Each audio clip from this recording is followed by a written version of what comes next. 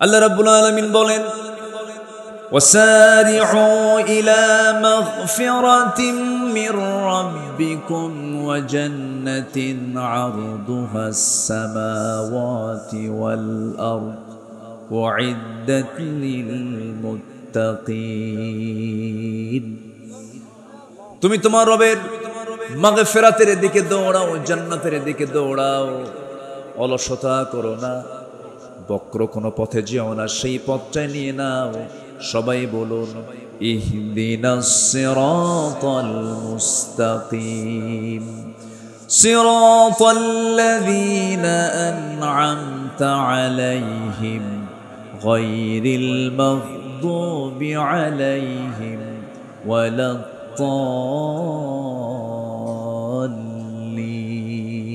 এরপরে আর একটু জোরে বলুন না ভাই। আল্লাহর পথে টিকে থাকতে হবে।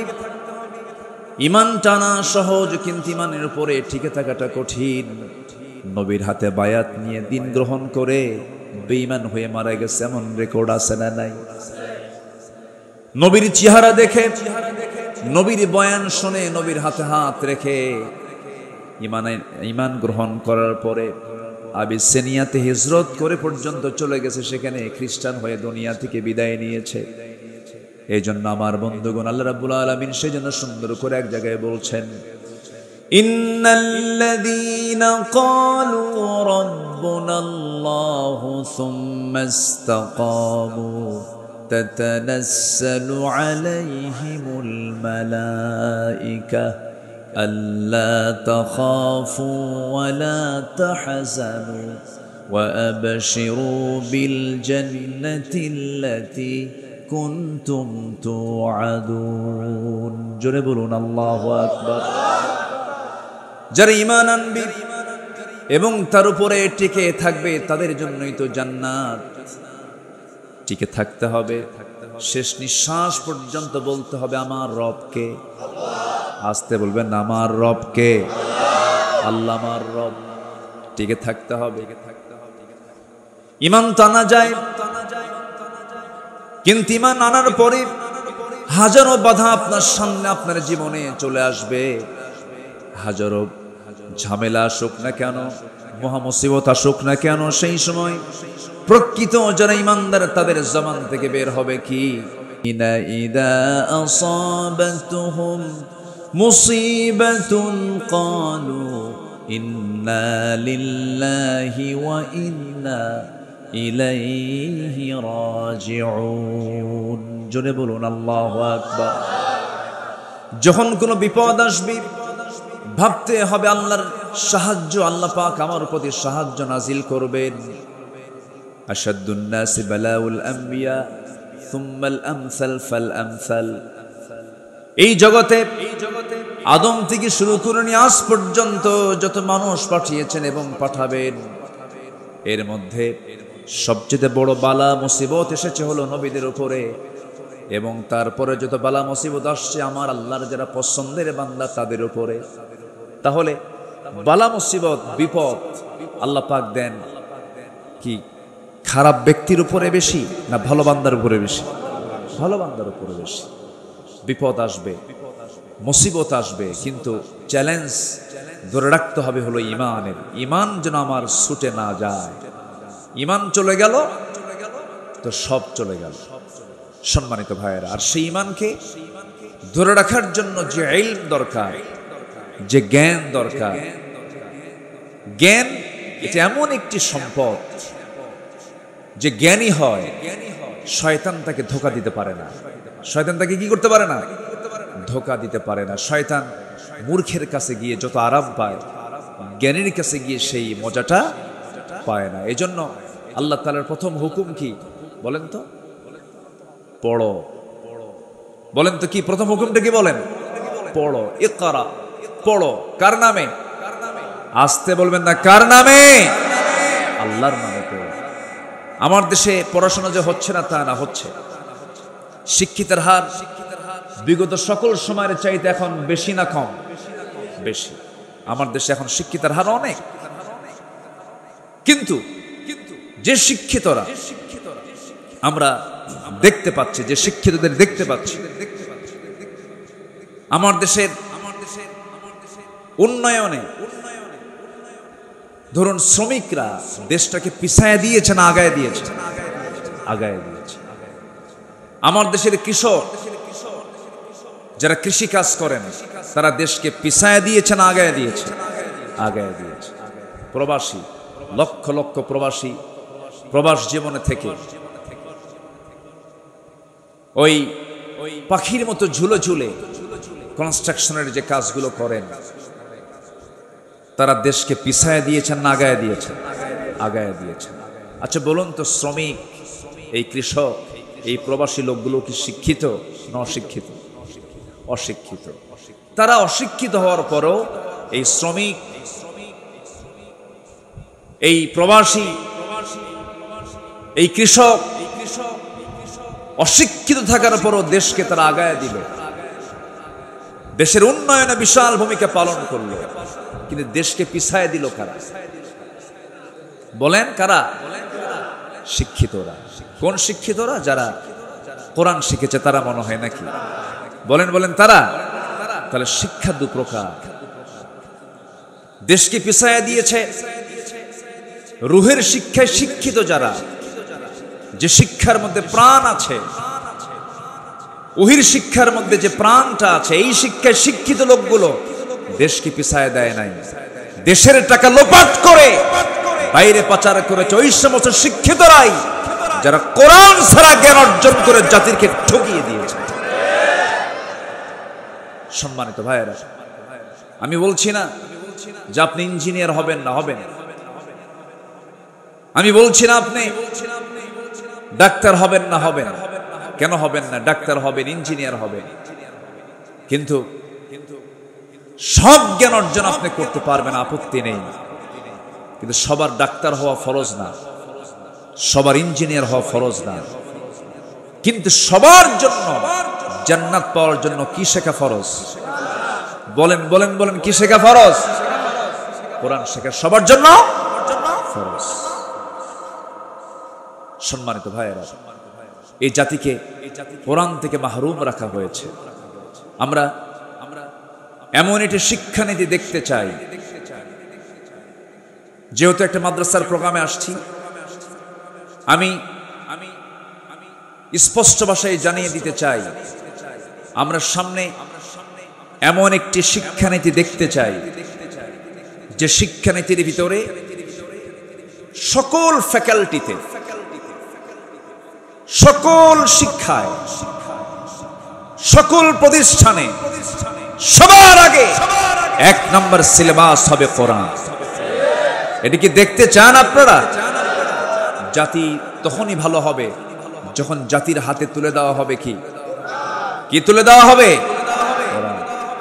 কিন্তু আমি নিজেও ঢাবির ছাত্র ছিলাম, ঢাকা ইউনিভার্সিটিতে পড়াশোনা করেছি। বিগত সময়ে যে রাজনীতিগুলো আমরা দেখেছি, ছাত্রদের হাতে কোরআন তুলে দিয়েছে না অস্ত্র তুলে দিয়েছে? কোরআন তুলে দিয়েছে না মাদক তুলে দিয়েছে? কোরআন তুলে দিয়েছে না নারী তুলে দিয়েছে? আমরা সেই নেতৃত্ব দেখতে চাই না। সকল বাতিল নেতৃত্বকে না বলে, সকল বাতিল নেতৃত্বের মুখে ঝাঁটা মেরে আমরা একটি সৎ নেতৃত্ব বাংলার জমিনে গড়ে তুলতে চাই। সবাইকে রাজি আছেন? রাজি আছেন কারা কারা? একটু হাত উঁচু করে দেখান।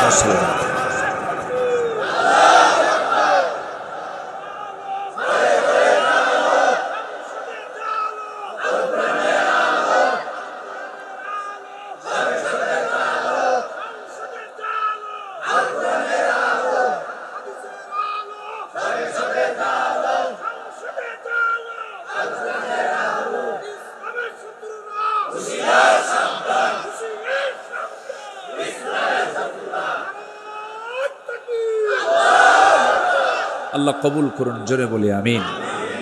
রাগ করতেছেন মনে হয়। আমরা যখন রাষ্ট্র নিয়ে কথা বলি, আমরা যখন সমাজ নিয়ে কথা বলি, তখন একটা মহলের গায়ে চুলকানি শুরু হয়। আছে কিনা? হুজুর আপনি দোয়া করে দিবেন, আমরা যা করি করি, আপনাদের দায়িত্ব হলো দোয়া করা, বাচ্চা হলে আজান দেওয়া, বিয়ের প্রয়োজন হলে একটু বিয়ে পড়ায় দেওয়া, আর মরে গেলে একটু জানাজা পড়ায় দিবেন। এই তো আপনাদের ডিউটি। আপনারা আবার এই দিক থেকে কথা বলেন কেন? আমার দেশে আবার কিছু হুজুরও ছিল, বিগত 16 বছর দেখেছি আমরা, সিনেমা হল উদ্বোধন হবে, হুজুর গিয়ে দোয়া করে। মদের ফ্যাক্টরি উদ্বোধন হবে, দোয়া করে আল্লাহ এই ফ্যাক্টরিতে বরকত দিয়ে দেয়। আছে কিনা বলেন? এখনো ঘাপটি মারে এই সমস্ত মুনাফিক চক্র আছে না নাই, যারা সামান্য কিছু অর্থের বিনিময়ে দিনকে বিক্রি করে দেয়। ইয়াহিয়া তাকির একটা কথা খুব পছন্দ হয়েছে, ছাগলের দাম 20,000 টাকা, আর একটা ব্যক্তি তার ঈমান বিক্রি করে 500 টাকা দিয়ে।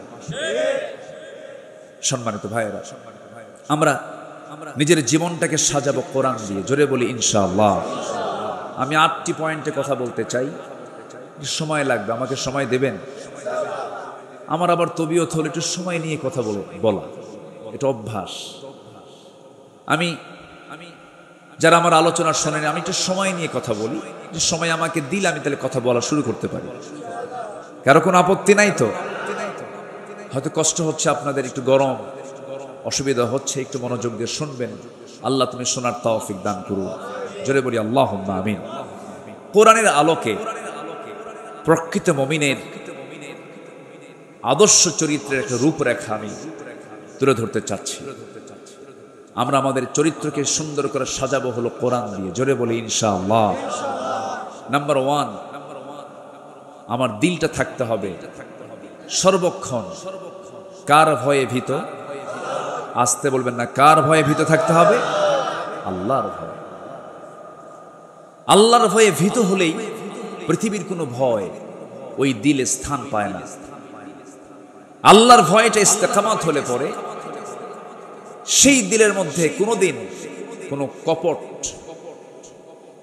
কোনো কটু চক্রান্তকারী তার ঈমানকে ছিনতাই করে নিতে পারে না।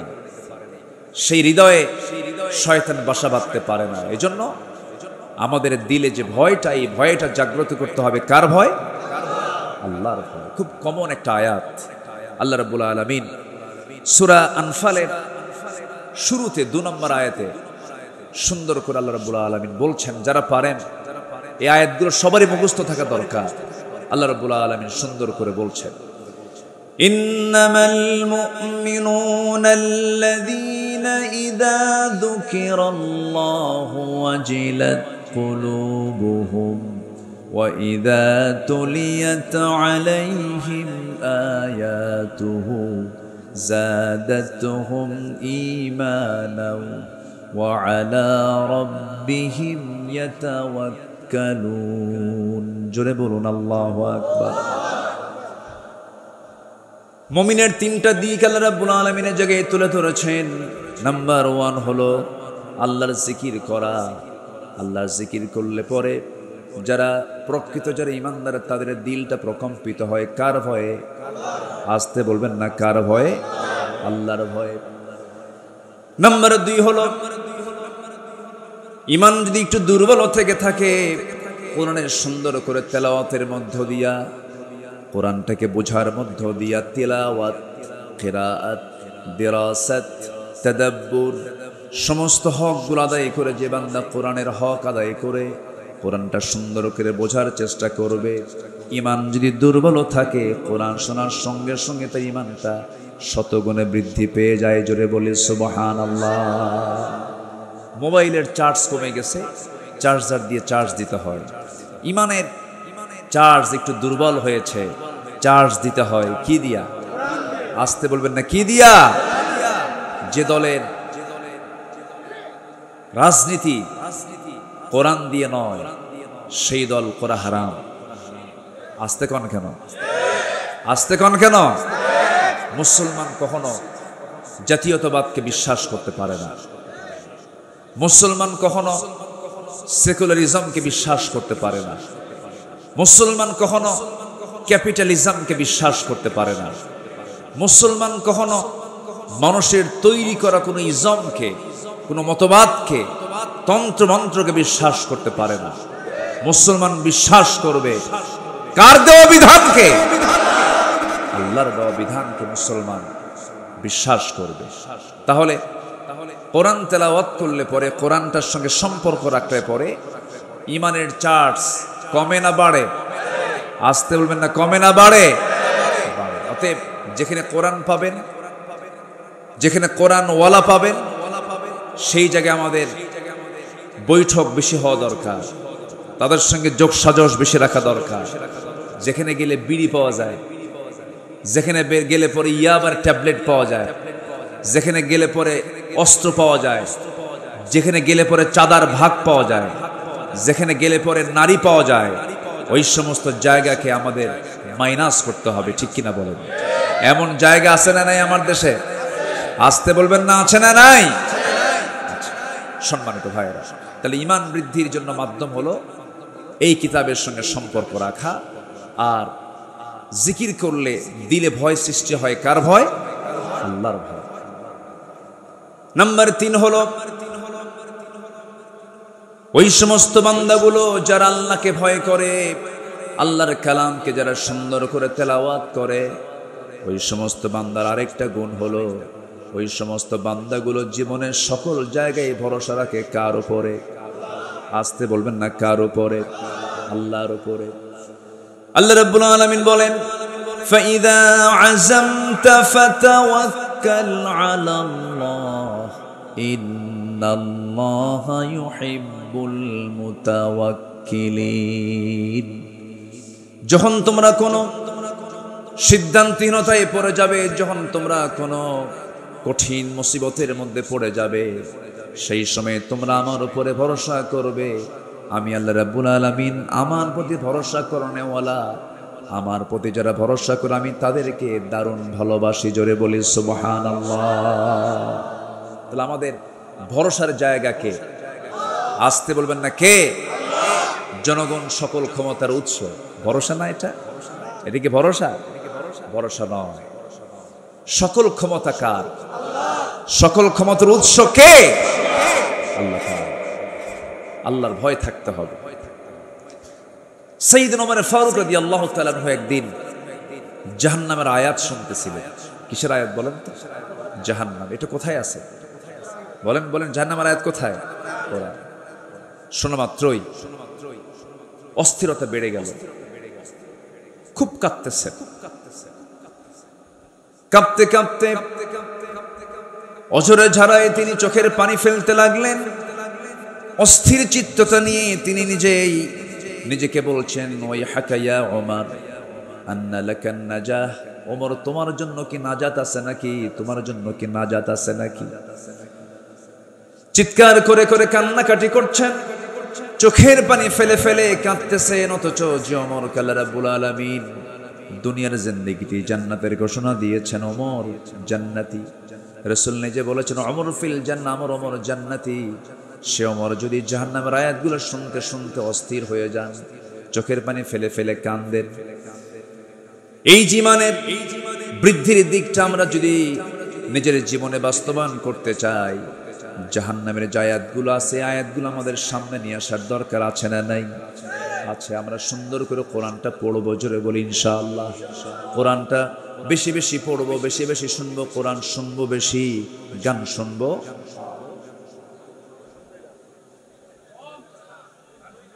এতক্ষণে গান শুনবেন, কম শুনবেন? তাহলে কম শোনা জায়েজ নাকি? যেটা জায়েজ নাই, কমও জায়েজ নাই, বেশিও জায়েজ নাই। সারা বছর কোন মাসে আইয়ামে 20 রোজা বাদ দেয় না। সোমবার বৃহস্পতিবার রোজা রাখে। ঈদের দিন মদ খায়। ঈদের দিন কি খায়? মদ খায়। ভাবে যে সারা বছর তো আমি আওয়াবিন পড়ি, তাহাজ্জুদ পড়ি, ঈদের দিন বিকাল বেলা একটু আনন্দ করবো, একটু কয়েক ঢোক মারবো, এবার কি হবে? আছে কিনা বলেন? এটা কি ইমানদারের কাজ? ইমানদার কখনো যেটা হারাম, অল্প হারামও সে গ্রহণ করতে যাবে না।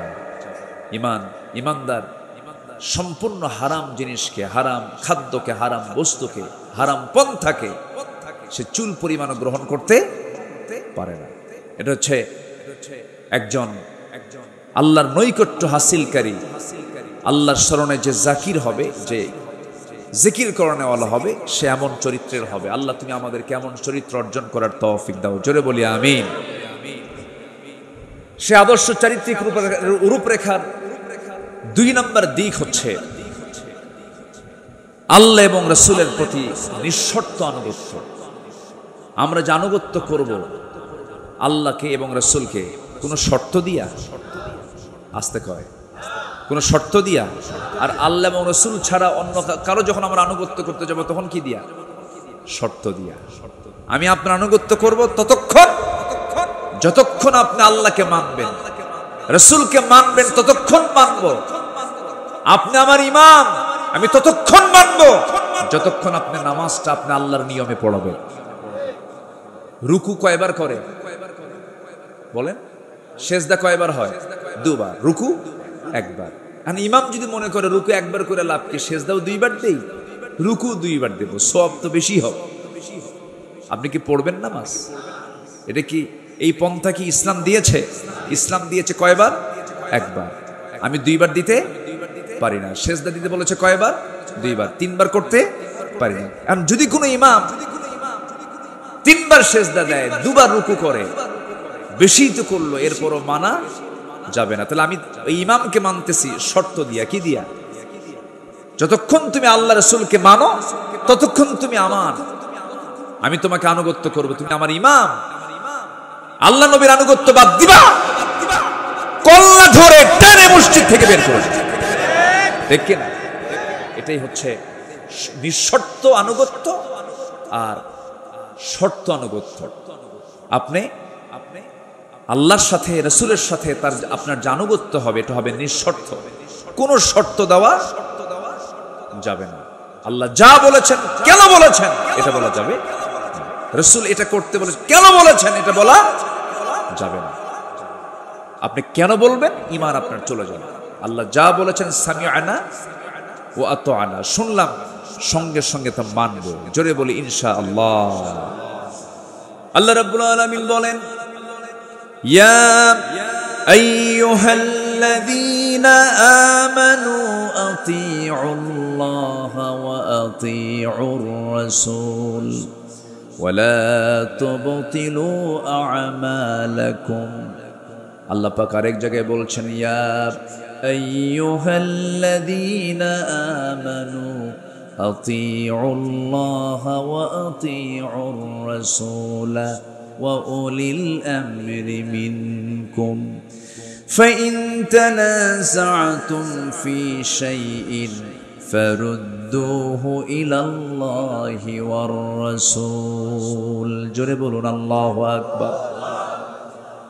আল্লাহর আনুগত্য করো, নবীর আনুগত্য করো, তোমাদের মধ্যে যারা লিডার তাদের তোমার আনুগত্য করো। তবে তারা যদি কোনো ঝামেলায় পড়ে যায়, কোনো ঝামেলায় তোমরা যদি পড়ে যাও, সেক্ষেত্রে তোমরা ফিরে যাবে ফারুদ্দুহু ইলাল্লাহি ওয়ার রাসূল, আল্লাহ এবং রাসূলের দিকে। অর্থাৎ আল্লাহ এবং রাসূলের যে আনুগত্য করবে, এই আনুগত্যের মাঝে কোনো শর্ত আরোপ করা যাবে না। আমার বন্ধুগণ, একটু কান লাগায় মনোযোগ দিয়ে সবাই শোনার চেষ্টা করবেন। সাহাবায়ে কেরাম নবীর যে আনুগত্য করেছেন, কোনো শর্ত দিয়ে তারা আনুগত্য করেন নাই, হাসি মুখে জীবন দিয়েছেন। রাসূল যখন যা বলেছেন, সাহাবায়ে কেরাম কোনো শর্ত লাগায় তারা আনুগত্য করেন নাই, সঙ্গে সঙ্গে তা মেনে নিয়েছেন। আল্লাহ রাব্বুল আলামিন আমার রাসূলকে এত দাম দিয়েছেন, এত সম্মান দিয়েছেন। আমার আল্লাহ রাব্বুল আলামিন রাসূলকে সম্মান দিতে গিয়ে গোটা বান্দাকে জানিয়ে দিচ্ছেন, ও আমার বান্দারা, আমারও যদি ভালোবাসা পেতে চাও, একজন ব্যক্তির আনুগত্য তোমার জন্য আমি আল্লাহ অপরিহার্য করে দিলাম, সেটা হলো আমার রাসূলের আনুগত্য করা। আমারও যদি ভালোবাসা পেতে চাও, আমার মুহাব্বত যদি তুমি অর্জন করতে চাও, শর্ত হলো আমার নবীর তোমরা ইত্তেবা করবে। আল্লাহ রাব্বুল আলামিন বলছেন, ফাত্তাবিউনি ইউহিব্বুকুমুল্লাহ ওয়া ইয়াগফির লাকুম যুনুবাকুম ওয়াল্লাহু গফুরুর রহিম। জোরে বলুন আল্লাহু আকবার। আল্লাহর যদি ভালোবাসা পেতে চাও, নবীর আনুগত্য করো, নবী যা কিছু বলেছেন তা তোমরা ফলো করো। ব্যক্তি জীবন থেকে শুরু করে নিয়া তোমার যত জীবন আছে প্রত্যেকটা জীবনের প্রত্যেকটা অঙ্গনে নবীকে মানো, নবীকে ফলো করো, নবীর তোমরা আনুগত্য করো। ব্যক্তি জীবনে রসুলকে মানবে, রাষ্ট্রীয় জীবনে রসুলকে মানবে না। ধর্মীয় জীবনে নামাজকে মানবে, রোজাকে মানবে, কিন্তু রাজনীতির ময়দানে গিয়ে তুমি রসুলকে মানবে না। তুমি নবীর উম্মত হতে পারো নাই, তুমি একজন ভণ্ড প্রতারক। আসতে কোন কেন? এরকম ভণ্ড প্রতারক তো আমার দেশে নাই মনে হয়। আসতে বলবেন না, আছে না নাই? সম্মানিত ভাইয়েরা, রসুলকে ভালোবাসা মানে এটা নয় একটু দুরূদ শরীফ পড়লাম, হ্যাঁ সওয়াব পাবেন, অবশ্যই দরুদ পড়লে সওয়াব পাবেন না কেন? দরুদ পড়লেন, মুখে সুন্দর একদম মুখ ভরা দাড়ি রাখলেন, মাথায় পাগড়ি পরলেন, একটু আতর লাগালেন, মেসওয়াক করলেন, সমস্যা নাই, এগুলো সুন্নাহ, ভালো, আলহামদুলিল্লাহ, কোনো সমস্যা না। আমি বলছি না যে এগুলোর গুরুত্ব ইসলামে নাই, আছে। কিন্তু মুখের দাড়ি কিন্তু আবু জেহেলেরও ছিল। এরপরে পোশাক আশাক দিয়ে যদি জান্নাত পাওয়া যেত, বর্তমান বিশ্বে অন্যান্য ধর্মের অনেক পোশাক আছে যেটা ইসলামের সঙ্গে মিলে যায়, আছে কিনা বলেন? মিলে যায়। আল্লাহ তাআলা বাহ্যিক কোনো কিছুকে প্রাধান্য দিবেন না। ইন্নাল্লাহা লা ইয়ানজুরু ইলা সুওয়ারিকুম ওয়ালা ইলা জাসামিকুম ওয়ালাকিন ইয়ানজুরু ইলা কুলুবিকুম ওয়া আমালিকুম। আল্লাহ তোমাদের দেহ দেখবেন না, আল্লাহ তোমাদের চেহারা দেখবেন না, আল্লাহ দেখবেন তোমার ভিতরটা এবং তোমার আমলটা আল্লাহ পাক দেখবেন। সম্মানিত বন্ধুগণ, সম্মানিত ভাইয়েরা, এজন্য নবীর প্রতি এবং আল্লাহর প্রতি যে আনুগত্য হবে, এই আনুগত্যের মাঝে কোনো শর্ত আরোপ করা যাবে না। সম্মানিত ভাইয়েরা, সাদ ইবনে মুআজ রাদিয়াল্লাহু তাআলা আনহু একজন সাহাবী, যিনি 30 বছর বয়সে ইসলাম কবুল করেন, 35 বছর বয়সে শাহাদাত বরণ করেন। ইসলাম পেয়েছেন কয় বছর? বলেন, কয় বছর পেয়েছেন? মাত্র 5 বছর। এই 5 বছর তিনি ইসলাম পেলেন। প্রথম যে যুদ্ধ হলো বদর, বদর যুদ্ধের দিন তিনি বদরের ময়দানে দাঁড়ালেন। এই যুদ্ধটা ছিল কি সমান সমান যুদ্ধ না অসম যুদ্ধ? অসম। 313 কোথায় আর 1000 কোথায়? অশ্বারোহী কোথায় আর পদাতিক কোথায়? পায়ে হেঁটে যাওয়া আর ঘোড়ার পিঠে থেকে যুদ্ধ করা, অস্ত্র হাতে নিয়ে যুদ্ধ করা আর অস্ত্র ছাড়া যুদ্ধ করা, একটা অসম যুদ্ধ ছিল। সেই যুদ্ধের ময়দানে এই সাদ বিন মুআজ রাদিয়াল্লাহু তাআলা আনহু যখন আমার নবী যখন ডাকলেন দীপ্ত কণ্ঠে, সেই বদরের ময়দানে দাঁড়িয়ে তিনি বলছেন, ফাওয়াল্লাযী বাআসাকা বিল হক, আল্লাহর কসম করে বলছি যিনি আপনাকে সত্য সহ প্রেরণ করেছেন, লাউস্তাআরাতু বিনা হাযাল বাহর, হে রাসূল আপনি যদি আমাদেরকে সমুদ্রের দিকে অগ্রসর করতে বলেন, আমরা অগ্রসর হব, ঝাঁপিয়ে পড়ব, আপনার আনুগত্যের বাইরে আমরা এক চুল পরিমাণ যাব না। জোরে বলে সুবহানাল্লাহ। সেই সাহাবী বদরে গেলেন, উহুদও গেলেন, খন্দকের যুদ্ধ পরপর এই 3 নম্বর যুদ্ধে অংশগ্রহণ করলেন। মাত্র 5 বছর তিনি ইসলাম পেয়েছেন, 30 বছরের দিন গ্রহণ করলেন, 35 বছরে দুনিয়া থেকে বিদায় নিলেন। যখন উহুদের ময়দানে, খন্দকের পরীক্ষা খননের যুদ্ধের ময়দানে যখন তিনি উপস্থিত, যুদ্ধ শেষ হওয়ার মাঝেই একটা আক্রমণ তার প্রতি করা হলো, রক্তক্ষরণ শুরু হয়ে গেল। সে রক্তক্ষরণে তিনি রক্ত শূন্যতায় পড়ে গেলেন। এক পর্যায়ে তাকে বাঁচানো গেল না, তিনি দুনিয়া থেকে বিদায় নিলেন। সাহাবায়ে কেরাম শোকাহত চিত্ততা নিয়ে রাসূলের সামনে এসে বলছেন, ইয়া রাসূলুল্লাহ, আপনার প্রিয় সাহাবী সাদ বিন মুআজকে আমরা অনেক চেষ্টা করেছি, তার সেবা করেছি, বাঁচলো না, দুনিয়া থেকে বিদায় নিয়েছেন। আমার নবীজি শোনা মাত্রই ইন্না লিল্লাহ বললেন, তার জন্য দোয়া করলেন। এবং আমার নবীজি বলেন, সাহাবীরা শোনো, আমার এই প্রিয় সাহাবীর মাত্র 5 বছরের ইসলামের আনুগত্যের মধ্য দিয়ে সে যে জীবন যাপন করেছে, আল্লাহ পাক তার এই মৃত্যুতে এত বেশি খুশি হয়েছেন যে আরশ আজিম পর্যন্ত প্রকম্পিত হয়েছে। ইহতাজ্জাতিল আরশ, আরশ প্রকম্পিত হয়েছে তার মৃত্যুতে। মানে আরশ জেনে গেছে, আরশের ফেরেশতারা জেনে গেছে যে একজন আল্লাহর প্রকৃত বান্দা দুনিয়া থেকে বিদায় নিলেন। মাত্র কয় বছর? আসতে বলেন কয় বছর? 65 বছর পার হয়, নামাজ পড়ে না। 67 বছরের বুড়া মানুষ, চামড়া কুচকে গেছে, টেনে টেনে নাপিতকে কয় দাড়িটা কেটে দে। বুড়া কি হওয়া সম্ভব? আছে না নাই? বদনসিব, এরকম বদনসিব আছে না নাই? এগুলো করা যাবে না। আমরা জীবনের সকল জায়গা আনুগত্যের চূড়ান্ত দিকটা আমরা আল্লাহর জন্য, রাসূলের জন্য আমরা বরাদ্দ করব। জোরে বলি ইনশাআল্লাহ। জি ইনশাআল্লাহ। সম্মানিত ভাইয়েরা, আমি কি শেষ করে দেব? আলোচনা চালাবো? জোরে বলি ইনশাআল্লাহ। নাম্বার 3, দায়িত্ব এবং জবাবদিহিতার ভারে বিগলিত হৃদয় এবং আত্মসমালোচনা। যে ব্যক্তি নিজের দোষ খুঁজে পায় সে হচ্ছে আল্লাহর পছন্দের বান্দা। বলি আলহামদুলিল্লাহ। আমরা খুঁজে পাই কার দোষ? বলেন বলেন, অন্যের দোষ। কিন্তু দোষ খুঁজে বের করতে হবে কার? নিজের দোষ। নিজেরই তো সমস্যা অনেক, আমি অন্যের সমস্যা দেখবো কখন? নিজেই তো রোগী, ঠিক কিনা বলেন? আমার দোষ আছে না নাই? কিন্তু আমরা অন্যের দোষে আমরা তালাশে ব্যস্ত হয়ে পড়ি না। নিজের সমালোচনা, নিজের দোষ খোঁজার চেষ্টা করতে হবে এবং মাথায় রাখতে হবে জবাবদিহিতার কাঠগড়ায় দাঁড়াবো একদিন। কার সামনে? আসতে বলবেন না, কার সামনে? আল্লাহর সামনে। আল্লাহ রাব্বুল আলামিন সুন্দর করে বলছেন, ইন্না আরাদনাল আমানাতা আলাস সামাওয়াতি ওয়াল আরদ ওয়াল জিবালি ফাআবাইনা আন ইয়াহমিলনাহা ওয়া আশফাকনা মিনহা ওয়া হামালাহাল ইনসান ইন্নাহু কানা যালুমান জাহুলা। জোরে বলুন আল্লাহু আকবার।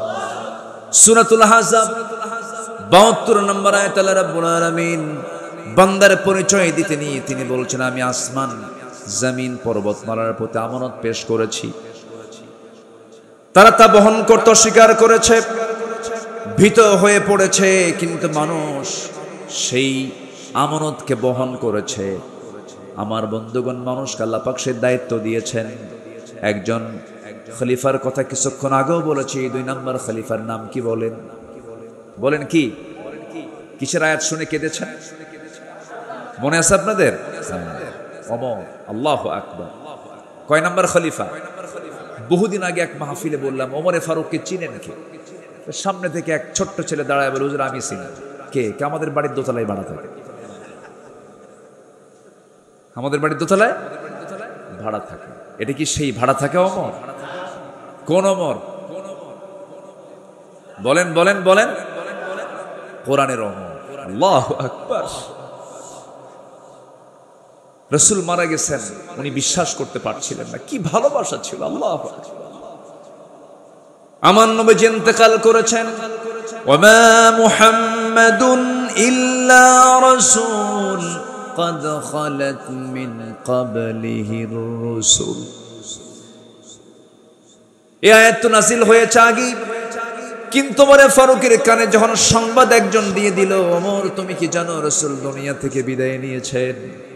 নাঙ্গা তরবারি তিনি বের করলেন, বের করে বলছেন, দ্বিতীয়বার কোনো ব্যক্তি আমার কানে যদি সংবাদ দিতে আসো রাসূল ইন্তেকাল করেছেন, আমি তার গর্দান উড়াইয়া দেব। নবীর প্রতি তার এত প্রেম ছিল, এত মোহাব্বত ছিল, এত গাঢ় সম্পর্ক ছিল। সব সাহাবী রাসূলকে ভালোবেসেছেন, কিন্তু ওমর ফারুকের ভালোবাসা একটু ভিন্ন ছিল। রাসূলকে দারুণ তিনি মোহাব্বত করেছেন। নবীর প্রতি চুল পরিমাণ কোনো বেয়াদবি তিনি সহ্য করতে পারতেন না। সবার কম বেশি ইতিহাসগুলো জানা আছে। এক মুনাফিক নবীর কাছে বিচার চাইতে আসলো, এসে বলতেছে, ইয়া রাসূলুল্লাহ, বিচারটা আমার চাই। কি বিচার? ইহুদির সাথে আমার গন্ডগোল লাগছে, একটু বিচারটা করে দেন। নবীজি মুনাফিকের পক্ষে রায় না দিয়া রায়টা দিয়েছেন ইহুদির পক্ষে। কারণ রাসূল কি মুসলমান দেখবেন, ইহুদি দেখবেন না, আইন দেখবেন। বলেন কি দেখবেন? কি দেখবেন? ইআদিলু হুয়া আকরাবু লিত্তাকওয়া, ইআদিলু হুয়া আকরাবু লিত্তাকওয়া। আদালত ঠিক রাখো, এটাই হলো তাকওয়ার জায়গা। এটা কিসের জায়গা? তাকওয়ার জায়গা কি মসজিদ না বাজার? ভালো করে কম। বাজার না, বাজার না নাকি? বলেন বলেন বলেন। উত্তর হলো তাকওয়ার জায়গা মসজিদ, বাজার। কিন্তু আমরা কি মনে করি? তাকওয়ার জায়গা শুধু মসজিদ, আর বাজারে গিয়া ওজন হেরফের করে। ইয়াদিলু হুয়া আকরাবু লিত্তাকওয়া। কষ্ট পেলে শেষ করে দেই নাকি? আচ্ছা, সেই ওমর ফারুক রাদিয়াল্লাহু তাআলা আনহু, তার কাছে ওই মুনাফিক এসে বলল, নবীর কাছে বিচার চাইতে গেলাম, রাসূল ভাবছিলাম আমি মুসলমান, নবী আমার পক্ষে রায় দিবেন। আমার পক্ষে রায় না দিয়া ইহুদির পক্ষে রায় দিলে এটা কেমন কথা? বিচার পছন্দ হয় নাই ওমর। বিচার সানি করো, সানি বিচার করো, দ্বিতীয় বিচার করো। সাইয়েদনা ওমর ফারুক রাদিয়াল্লাহু আনহু কাছে কথাটা এত জঘন্য মনে হলো, এতটা আপত্তিকর মনে হলো, কাউকে বলার প্রয়োজন মনে করলেন না। শুধু বললেন, তুমি একটু দাঁড়াও, ভিতর থেকে আসি। ভিতরে গেছেন, হাতের মধ্যে কি নিয়েছেন বলেন? কি নিয়েছেন? কার প্রতি ভালোবাসা? নবীর প্রতি ভালোবাসা। চিন্তা করে দেখো, অন্য কথাও তো বলতে পারতেন, বেকুব, বেয়াদব, নবীর বিচার পছন্দ হয় না, যাও, বলতে পারতেন। ভাবলেন এটা তো বদমাইশ, এটা বাঁচাবই না। তরবারি হাতে নিলেন, কোনো কথা নাই, বাইরে এসে একটা শব্দ বের করার মতো সুযোগও দিলেন না। তরবারি তার গর্দান বরাবর মেরে দিলেন। মুনাফিক দুনিয়া থেকে বিদায় নিল। আমার নবীর কাছে সংবাদ চলে গেছে। রাসূল ভাবলেন, আহারে ওমর বুঝে একটা খুন করে ফেললো। আল্লাহর পক্ষ থেকে আয়াত নাজিল হলো, ওমর যে সিদ্ধান্ত নিয়েছে এটাই হলো সঠিক সিদ্ধান্ত, কারণ ওমর জীবনের চাইতে আপনাকে বেশি ভালোবাসে। জোরে বলে সুবহানাল্লাহ, আল্লাহু আকবার। ওমর ফারুক রাদিয়াল্লাহু তাআলা এক রাতে ঘুরতেছেন। ওনার তো দায়িত্ব ছিল রাতের বেলা ঘুমানো না ঘোরানো। বলেন ঘুরে বেড়া না ঘুম? ঘুরতেন খাদেমের মতো। কিসের মতো বলেন? রাতের বেলা পুলিশের ডিউটি করে না? ডিউটি করে কিনা? রাতের বেলা ডিউটি করে অস্ত্র হাতে নিয়ে। আর ওমর ফারুক রাতের বেলা ডিউটি করতেন হাতে ছোট্ট একটা লাঠি নিয়ে। আল্লাহু আকবার। মদিনার অলিগলি ঘুরতেছেন। ঘুরতে ঘুরতে দেখেন এক শিশুর কান্না, এক শিশুর কান্না তার কানে আসলো। দরজার কাছে গিয়ে বললেন, এই মহিলা, এই কন্যার এই সন্তানের মাকে তোমার কি একটু দয়া মায়া নাই? এই গভীর রাত্রে শিশু কাঁদবে, থামাতে পারো না? ধমক দিলেন, আবার চলে গেল। শেষ রাত্রের দিকে আবার এসে দেখেন আবার কাঁদতেছে। এবার ধমক দিয়ে বললেন, তোমার কি আল্লাহর ভয় নাই? ছোট্ট বাচ্চা কাঁদে, তার খাবারের ব্যবস্থা করতে পারো না? এক পর্যায়ে ওই মহিলাটা দুঃখ ভরা কণ্ঠে খুব আবেগ তাড়িত হয়ে বলতেছে, আপনি আমাকে খুব বিরক্ত করছেন। এই গোটা রাত ধরে আপনি আমাকে বিরক্ত করছেন কেন? আমার সন্তান তো কাঁদবেই, কান্নাকাটি করবে, কারণ এই এলাকার যে শাসক, এই জনপদের যে খলিফা ওমর তো দুগ্ধপোষ্যদের কোনো ভাতা দেয় না। দুগ্ধপোষ্যদের কোনো ভাতা দেয় না। কার দোষ ধরে দিল? বলেন কার দোষ? মহিলা তো আর চেনে না যে সামনে কে দাঁড়ায় কথা কয়। সাইয়েদনা ওমর ফারুক জিব্বায় মারলেন কামড় আর বলেন, ইন্না লিল্লাহ। আমি কাকে ধমক দেই? ধমক তো আমার খাওয়ার কথা। আল্লাহু আকবার বলবেন না? জানা হলো শিশুটার বয়স কত? কয়েক মাস বয়স। দুগ্ধপোষ্যদের ভাতা দেওয়া হয় না। সেজদায় পড়ে তিনি কান্নাকাটি শুরু করে দিলেন আর বলছেন, আল্লাহ তোমার এই অধম বান্দা ওমর হাজারো সন্তান, হাজারো তোমার বান্দাকে হত্যা করেছে। আমার রাষ্ট্রে তো দুগ্ধপোষ্য মাদের কোনো ভাতা দেওয়া হয় নাই। আমি বড় ভুল করেছি আল্লাহ, সিদ্ধান্ত নিলাম আজকের দিন থেকে আমার জনপদে যত দুগ্ধপোষ্য মা থাকবে সকল মার জন্য আজকে থেকে ভাতা চালু করে দিলাম। আল্লাহু আকবার বলো। তারা নিজেকে সংশোধন করেছেন কার ভয়ে? আর আমার দেশে দুগ্ধপোষ্যের ভাতা দেবে কখন? ওদের নিজের ভাতাই তো হয় না, ঠিক কিনা বলে? দেশের সম্পদ দেশে রাখলেও হতো, দেশের সম্পদগুলো দেশেও রাখলো না। এই যে মিলিয়ন বিলিয়ন ডলারগুলো তারা দেশ থেকে পাচার করেছে। তারা দেশে রাজনীতি করতে চান, ভালো কথা, রাজনীতি করবেন না কেন? টাকাগুলো আনেন, আসতে কন কেন? ঠিক কিনা বলেন? টাকাগুলো ওর বাপের না তো? ওর বাপের টাকা না, টাকাগুলো ফেরত আনো। গত জুলাই 24-এর আন্দোলনে যে সমস্ত মারকোল খালি হয়েছে, সেই সমস্ত মারকোলে সন্তান ফেরত না দেওয়া পর্যন্ত রাজনীতির অধিকার তোমাদের থাকতে পারে না। নিজের চোখে দেখেছি আমি জুলাই, আমি ঢাকায় ছিলাম, বৃষ্টির মতো গুলি করা হয়েছে, পাখির বাচ্চার মতো গুলি করে হত্যা করা হয়েছে। হাত চলে গেছে, পা চলে গেছে, চোখ চলে গেছে।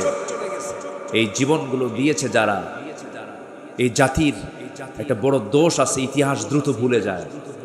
ইতিহাস দ্রুত ভুলে যায়। সম্মানিত ভাইয়েরা, আমরা সব দেখা শেষ করেছি।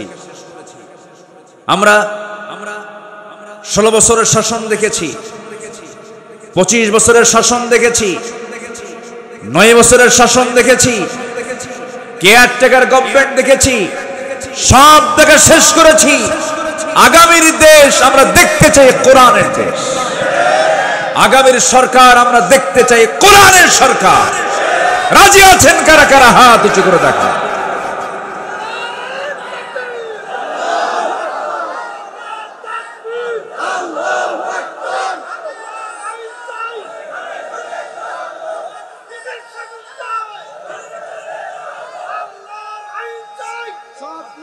আল্লাহ কবুল করুন, জোরে বলে আমিন। নাম্বার 4 হলো ইবাদতে অহংকার না নিরহংকার? নিরহংকার এবং বিশুদ্ধ চিত্ততা নিয়ে আমরা ইবাদত করব, জোরে বলি ইনশাআল্লাহ। অহংকারী ইবাদতকারী আছে না নাই? ইবাদত করে কিন্তু কি আছে? অহংকার। জানো আমি 27 বার হজ করছি, আছে কিনা বলেন? আপনি কি জানেন হুজুর, আমি না কতবার জাহাজের আসর সুমা খাইছে তার হিসাবই নাই। হাজার আসর সুমা খাওয়া তো ফরজ। হাজার আসওয়াদে জোর করে সুমা খেতে যায় এমন লোক আছে না নাই বলেন? ওখানে জোরাজোরি করলে ওর হজের সমস্যা হবে না বলেন? যারা হজে গেছেন তারা কিন্তু টের পাচ্ছে। ফালা রাফাথা ওয়ালা ফুসুকা ওয়ালা জিদালা ফিল হজ। হজের সফরে কোনো প্রকার ফুসুকি করা যাবে না, তর্ক বিতর্ক করা যাবে না, ঠেলাঠেলি করা যাবে না। তো ওই হাজার আসওয়াদে, হাজার আসওয়াদ কয়টা? পাথর কয়টা? আর সুমা খেতে যায় কয়জন? তাহলে ওখানে গেলে যদি আপনি কতবার যে সুমা খাইছে, মানে ও মারামারি করছে জীবনে বহুবার। কি কথা কি বুঝতেছেন? এগুলো হচ্ছে দেখানো আর ভাব, কি বলেন তো, ভাব, অহংকার, এগুলো করছি আমি। এই সমস্ত ইবাদত আল্লাহর দরবারে কবুল হবে না। বিশুদ্ধ চিত্ততা নিয়ে আমরা সকল কাজগুলো করব, জোরে বলি ইনশাআল্লাহ। সফলকে কোরআনকে প্রশ্ন করুন, কোরআন বলে দিচ্ছে। আল্লাহ রাব্বুল আলামিন বলেন, قد أفلح من تزكى وذكر اسم ربه فصلى।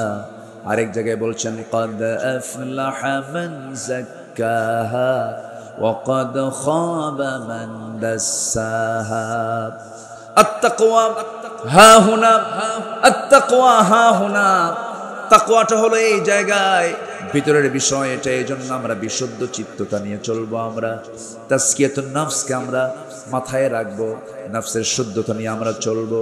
ওই সমস্ত বান্দাগুলো সফল যারা নফসকে শুদ্ধ করতে পেরেছে, জিকির করেছে কার? নামাজ পড়েছে কয় ওয়াক্ত? 5 ওয়াক্ত নামাজকে সবাই পড়তে রাজি আছেন নাকি? একটা হাত উঁচু করে দেখান তো দেখি, জোরে বলি, ইয়া আল্লাহ, আমাদেরকে 5 ওয়াক্ত সালাত আদায় করার তৌফিক তুমি আল্লাহ দিয়া দাও। জোরে বলি আমিন।